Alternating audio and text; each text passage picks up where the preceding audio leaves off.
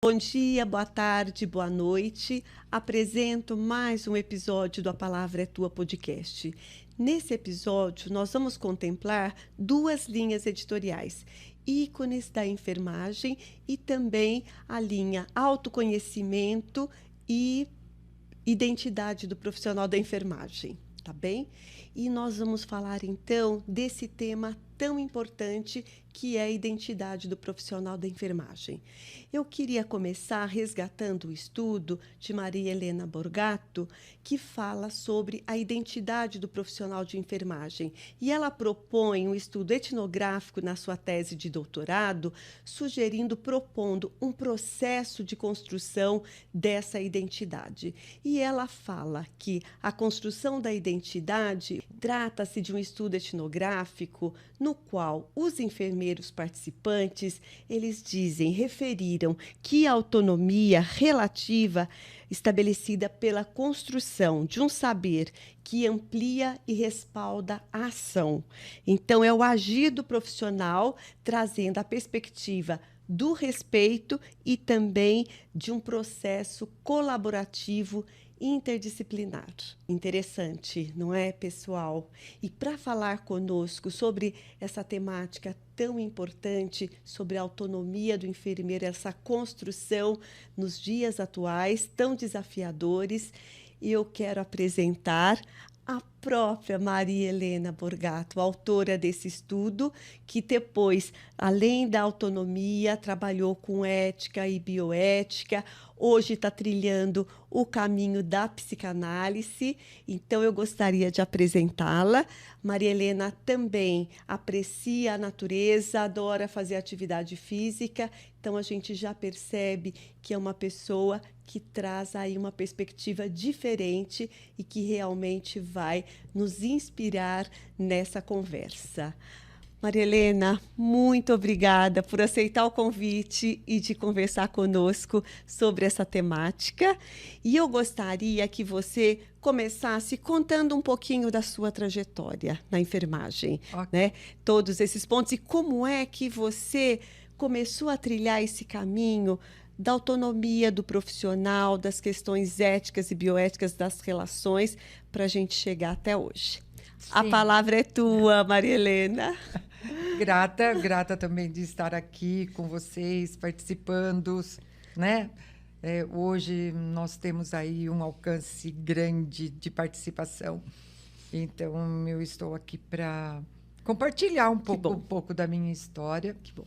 Né? Você pediu um pouco da minha história, eu digo que eu não sei como que eu fui ser enfermeira, porque eu não queria fazer enfermagem, eu queria ser bióloga. Olha que fantástico, gente, presta atenção nessa história. Eu queria ser bióloga e eu queria trabalhar com genética, porque eu fui uma grande, assim, eu tive um casal de professores, eles eram um casal.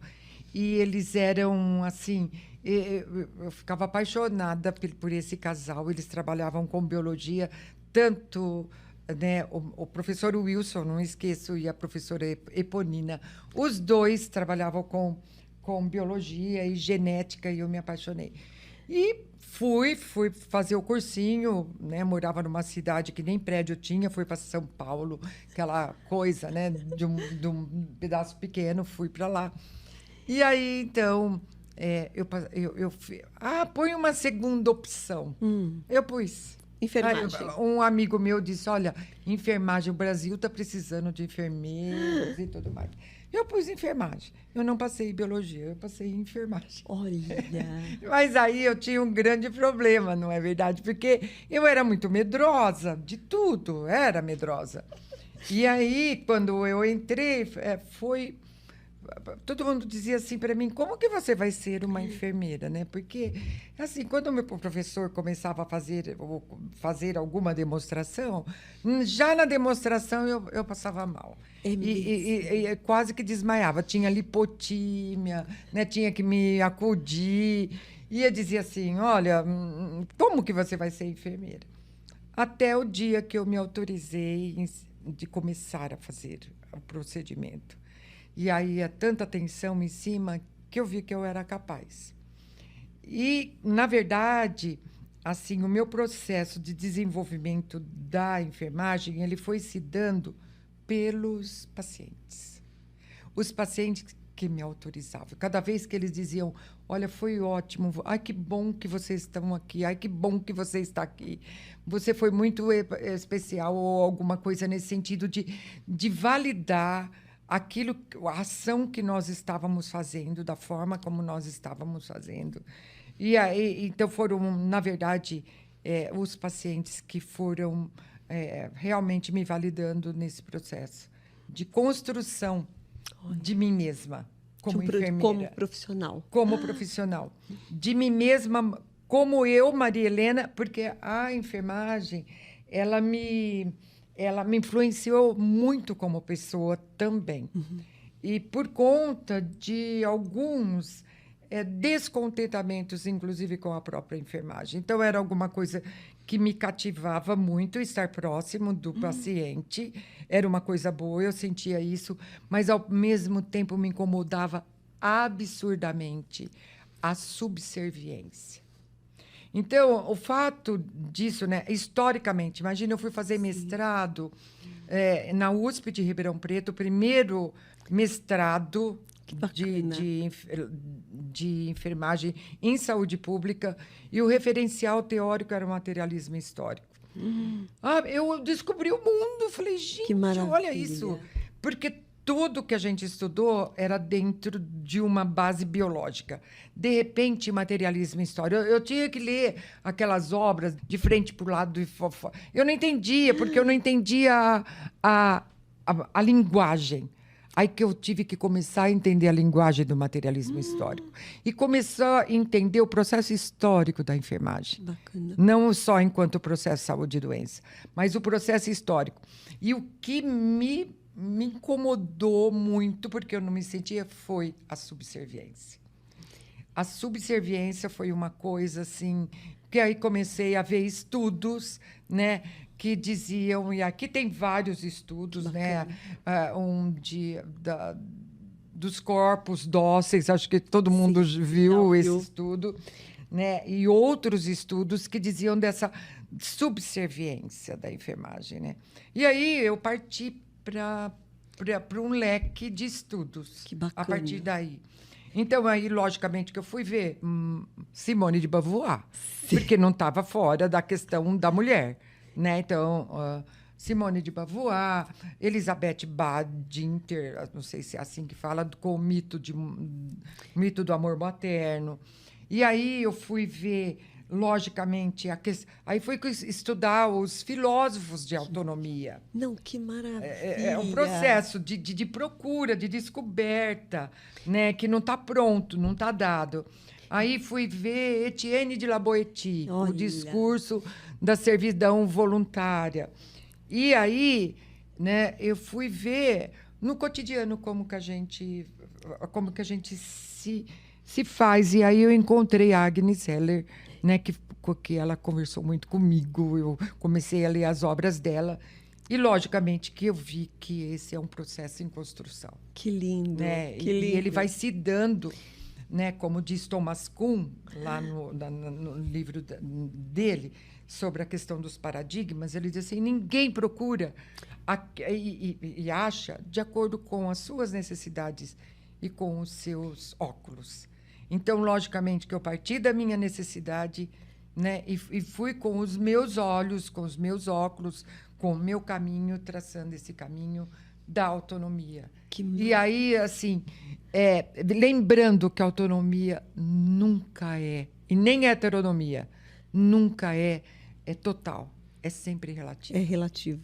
E aí que entra a questão da interdisciplinaridade, da interprofissionalidade, uma série de coisas. Deixa eu falar um pouquinho, porque, gente, olha quanta coisa, né, filosófica ela está trazendo para a gente, não podemos perder a chance. Então, eu queria resgatar algumas falas tuas. O primeiro, desde a tua formação, você já quebrou paradigmas. pessoais e profissionais, Sim. porque já existia um estigma, né? Como que você vai dar conta disso? Em algum momento você tomou a decisão que você também era capaz, né? Provavelmente você comentou que Pelo encontrou outro. algumas pessoas e a própria necessidade do outro e da pessoa numa situação de fragilidade, vulnerabilidade, te provocaram a oferecer algo. É isso? É isso. Então, na realidade, oferecer, te mobilizaram a buscar Sim. e a ir atrás dessas teorias que são fantásticas. Ampliam, né? Ampliou, abriu o olhar. É. E como é importante a gente extrapolar, né, a parte biológica, que muitas vezes a gente acaba se acomodando, né? E nós somos um ser que é para muito além do biológico, é muito mais complexo, né? E eu queria que você comentasse um pouco mais dessas teorias, né, da autonomia, do respeito e da importância desse processo colaborativo da interdisciplinariedade. Queria que você falasse um pouquinho mais. Mas veja bem, então é um pool, né, Sim, de teóricos que vão falar da liberdade negativa, liberdade positiva, autonomia. E para ser rápida, né, o que me trouxe essa relatividade da autonomia. Sim. Né? Então, se eu estou dentro do hospital, vou trazer isso para a enfermagem. Né? Se eu estou dentro do hospital e eu sou chefe daquela unidade, sou coordenadora daquela unidade, eu não vou ter autonomia total. Eu vou ter a autonomia relativa, que é o quê? É o meu encontro com o outro. Exato. Seja ele outro profissional, seja ele da equipe de enfermagem, porque a autonomia é isso que eu vejo, é dialógica. Ela não é uma coisa que é minha. E aí, falando de uma forma bem simples, né? Eu sou a última bolacha do pacote, não é verdade? Eu não sou. Então, eu sempre... a autonomia, ela é relacional. Sim. Então, eu estou sempre em contato com o outro. Como que é eu e o outro para que nós possamos chegar a um consenso? Veja, e eu falo isso muito agora, nós com os alunos, e isso não é isento de conflito. Sim. E o conflito, ele é importante. Porque se você não fica no pessoal, ele amplia a visão. Claro, claro. Né? Por quê? Porque ele vai chegar, às vezes, até num lugar novo. Você imagina a monotonia se todo mundo pensasse da mesma forma e se acomodasse nisso? Então, isso é que mobiliza esses conflitos, mas com abertura e com respeito. Com uma abertura e respeito. E agora, esse que é o grande problema.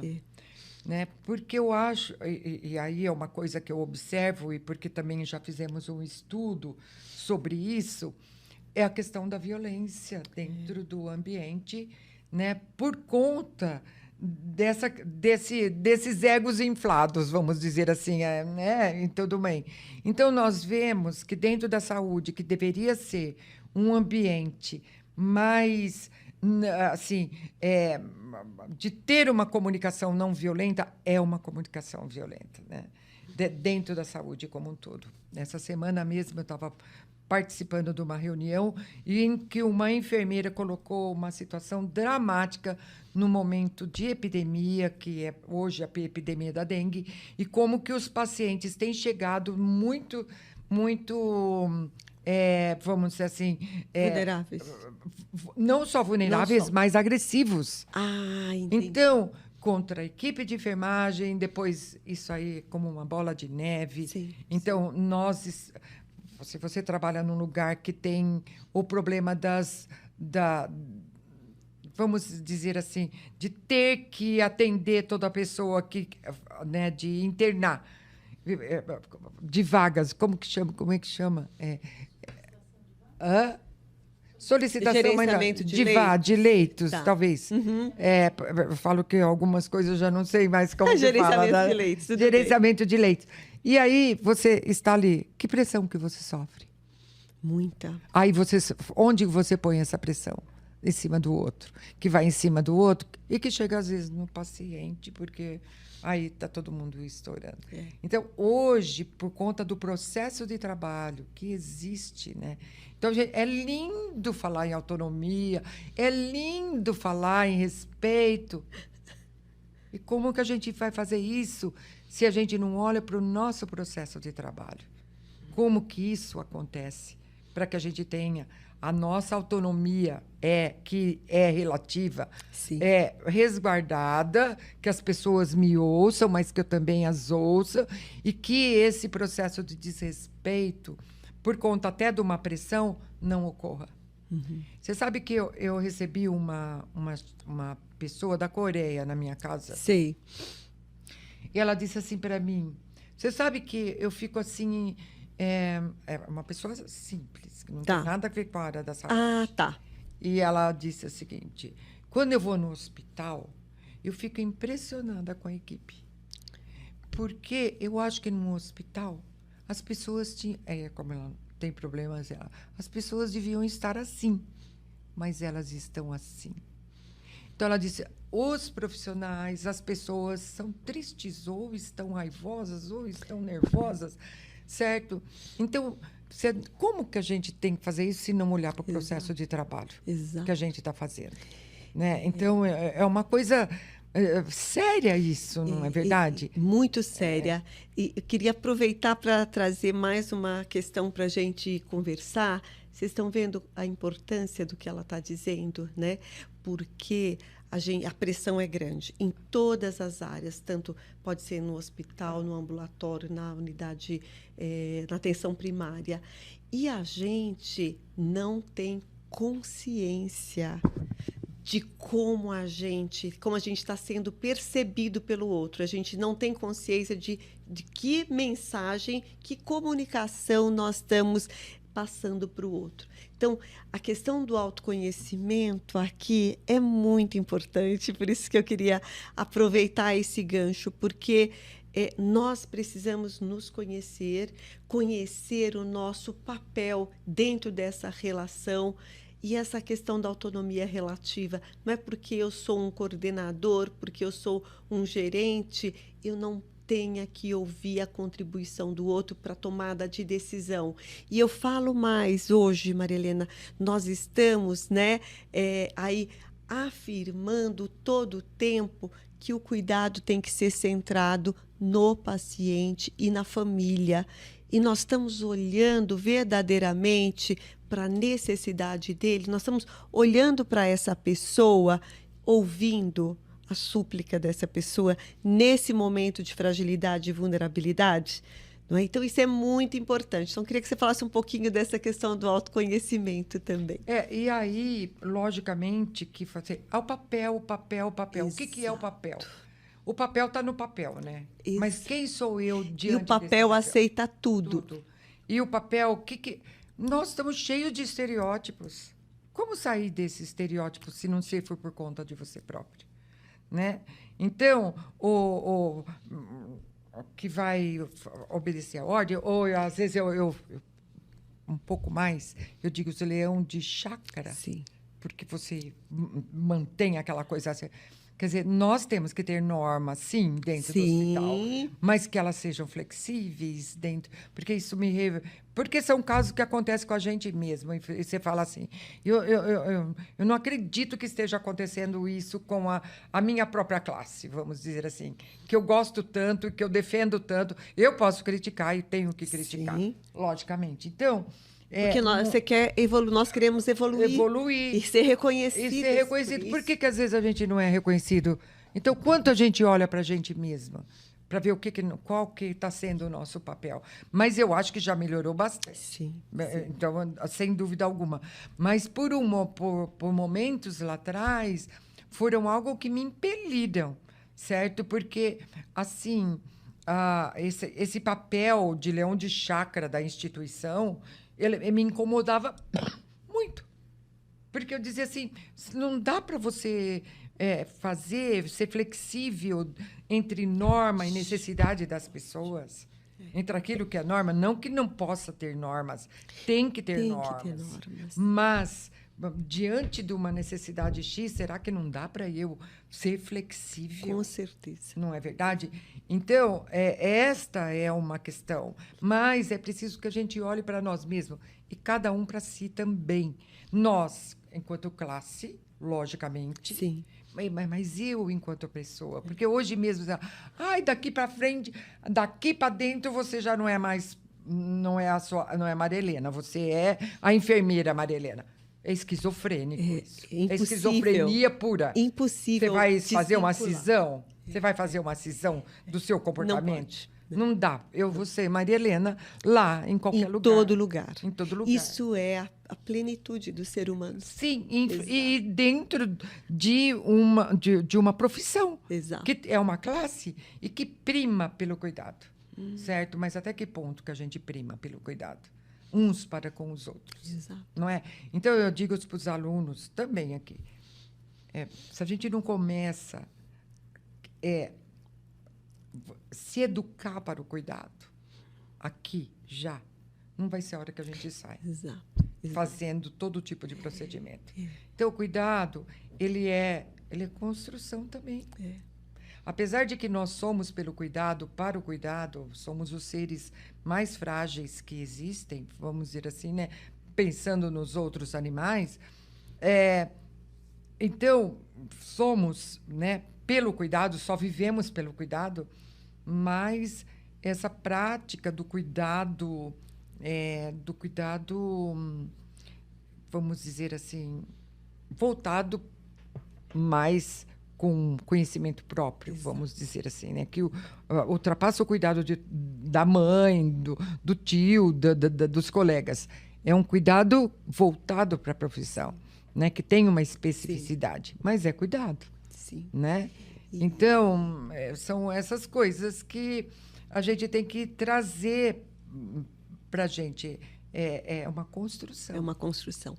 Mas uma coisa que eu queria acrescentar também, a autonomia também pressupõe conhecimento. A pessoa também tem que estar ser atualizada, tem que estar buscando continuamente o seu desenvolvimento para que ela possa interagir com outros profissionais, discutir, ter um pensamento crítico para uma tomada de decisão. E mais uma coisa você trouxe dessa competência da flexibilidade. Hoje, todas as instituições, né, tanto da área da saúde como fora, essa é uma das competências mais requisitadas, que é a flexibilidade e adaptabilidade. Nesse mundo atual, em constante transformação, que a gente tem o Bauman, que está chamando aí de mundo líquido, como é que a gente se prepara para essa adaptação? A gente tem que se preparar, a gente tem que estar conectada com o que está acontecendo para que a gente também esteja conectada com o meu colega, tem que estar conectada com a equipe e especialmente com o paciente e com a família. Então, hoje nós precisamos sim ser mais flexíveis sem comprometer a segurança do paciente. Nós não estamos dizendo aqui que a gente vai passar por cima de um protocolo que comprometa a segurança, mas a gente precisa sim pensar. Isso dá trabalho, a gente precisa pensar criticamente, entender a situação, discutir com o outro para tentar oferecer sempre o melhor para ele naquele momento, de acordo com a necessidade dele. Não é isso, Maria? Sim, sim. Não que cada vez mais a gente vê a complexidade, por exemplo, da área da saúde. Exato. Né? Nós estamos aí, temos os POPs, mas assim... Protocolos, rotinas. Todos, exato, e tudo mais, eu acho que é importante. Mas, assim, diante de uma necessidade do paciente, né? O que eu faço? O que eu faço? Né? Que contraria? E cada dia tem situações, e nós achamos, enquanto profissionais, que a gente dá conta de tudo, que a gente coloca tudo. Cada dia aparece uma necessidade que não foi possível contemplar. E aí a gente precisa parar e, em conjunto, definir como vai ser o melhor para atender aquela necessidade. Porque, veja bem, vamos pensar num protocolo, um exame qualquer, num protocolo X. o paciente diz, eu não quero. Exato. E aí? Né? Então, eu vou fazer. Não, tem que ser. Não dá. Não existe mais isso. Não existe. Não né? existe mais. Então, é isso que eu estou dizendo. Não que não tenha, Sim. mas que a gente seja realmente flexível nesse sentido. Né, a complexidade é muito grande hoje do trabalho da área da saúde. Sim. A interdisciplinaridade cada vez mais ela é uma coisa que a gente tem que olhar com carinho, porque o conhecimento hoje ele é amplo. Sim. E você não, como você disse, a gente não dá conta de tudo. Não dá. Nós precisamos dos outros. Mas agora eu queria tocar num assunto deste que você falou. Então, às vezes a gente não dá conta, né? Não dá, Não né? dá. A gente não dá conta de tudo. E aí que entra uma outra coisinha que eu acho assim, e que muitas vezes nos adoece, né? Que é a falta de compaixão conosco mesmo, né?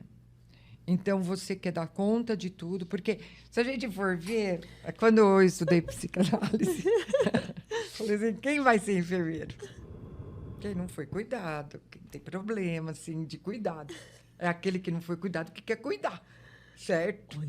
E aí te incomoda, não é verdade? Então, muitas vezes, o que você faz quando você não dá conta disso? Você se chibata, você, né, se açoita. Né? E quando é com o outro, você tem compaixão. Quando cadê contigo, a compaixão não com é. você próprio? Excelente. Aí até por conta de uma questão psicanalítica mesmo, de uma questão lá de formação, lá de trás, né? Então, são essas coisas que a gente tem que olhar, né? Porque aí você fala assim, não, eu vou ter compaixão de mim, mas não, você tem que se conhecer, conhecer a tua história, falar um pouco da sua história, o que te incomodou na vida, por que você foi ser enfermeiro? Conhecer as suas escolhas, né? O motivo das escolhas. Então, tem muito a ver com a psicanálise. Que legal. Inclusive do próprio paciente. Olha. Do próprio paciente, não, do próprio enfermeiro. Enquanto profissional. Enquanto profissional. A sua própria história. Que é a sua própria. Por que ele foi ser enfermeiro? Tem tanta outra coisa para ser, certo? Eu mesmo que foi desse jeito, que diz, eu não escolhi, mas de repente eu escolhi. Entendi. Eu não sei, eu tenho que ver o porquê disso. Né? E tem mais, é chegar num lugar e falar, tudo bem, é assim, certo? Mas aceitar, né? Aquela condição que eu fico lutando contra, eu adoeço, eu vou adoecer.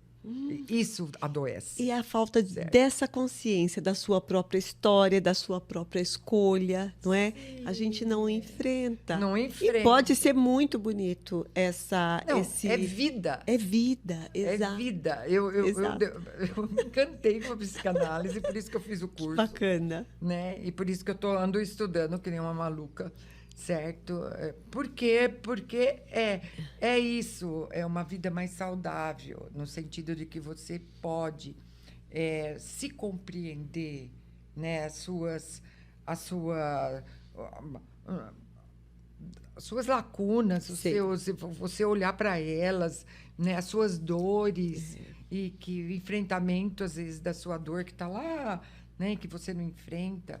Então, eu falo assim, nossa, é a enfermagem que me passou, que me adentrou para a psicanálise. Ela me diz assim, Marilena, você tem que olhar de perto para isso. São os caminhos. Muito bom, muito bom. É isso.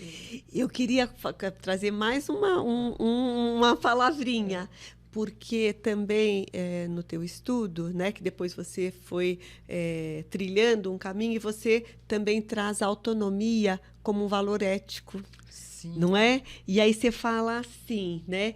Que é advogada não só para o eu ou a classe, mas para o nós, que combina com o ideal democrático, onde os desafios e impasses demandam soluções que não sejam impostas, mas dialogadas. Então, queria que você falasse um pouquinho dessa questão ética que você também trouxe para os seus estudos, né, para os seus projetos de pesquisa. Quando eu estudei a Agnes Seller, ela traz a questão da autonomia no cotidiano. Então, o cotidiano da gente. E ela diz o seguinte, o cotidiano ele é alienado. Você levanta, escova o dente, se troca, vai para academia, vai para a escola, ele é heterogêneo. Ele tem vários, mas você faz as coisas de forma alienada. Então, por exemplo, eu aperto o botão do interruptor, acende a luz, eu sei o processo? Não. Da maioria das coisas eu não sei o processo, certo? Esse, ela diz, é o reino do em si. Do em si. Para você subir na escala, certo? Você tem que ir para o reino do para si. E o que seria o reino do para si? Era uma homogeneização daquilo que você vive no seu cotidiano, certo? Então, o que é isso? Então, eu olho para um problema, aí eu vou em cima daquele problema. Então, por exemplo, eu vou estudar vulnerabilidade dos idosos, ou eu estou estudando o adolescente na psicoanálise agora, por exemplo, estou estudando, né, no momento. Ora, se eu sei alguma coisa disso, eu convivo com o adolescente, eu sei mais ou menos das questões do adolescente, mas eu sei os processos? Não, eu tenho que estudar.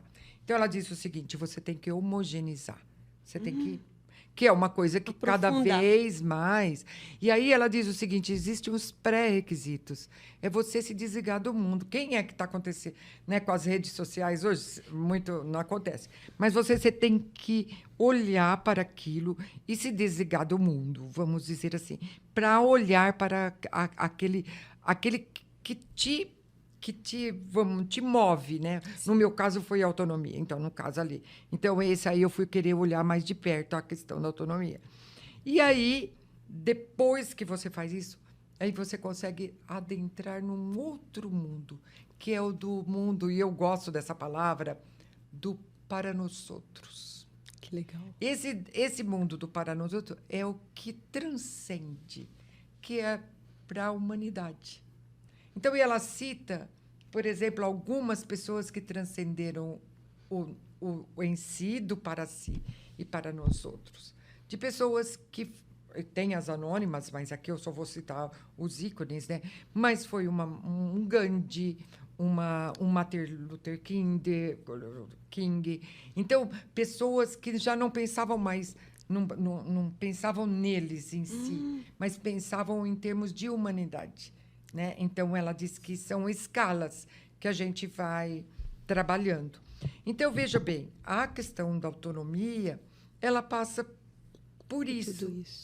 Pela essa homogeneização, né? E das coisas, de sair do alienado do cotidiano. O cotidiano nos engole. E você sabe, seria, né, quando você fala, você tem que se desligar. Na realidade, você tem que estar aberto para o diferente, para o outro, sem julgamento. E é isso, porque a gente fala muito isso, né? Você tem que ter interesse e sem julgar, porque aí você realmente passa a compreender exatamente o outro, as situações. Então, mas a logística hoje nem sempre. Por isso que eu fui para a psicanálise. É difícil. Porque essa questão do outro e sem julgamento é da própria psicanálise. Ela é um valor muito grande, que é a escuta do outro. E é tão... essa questão, né, ela é muito... interessante. Eu estou falando disso, mas eu estava pensando em outra coisa.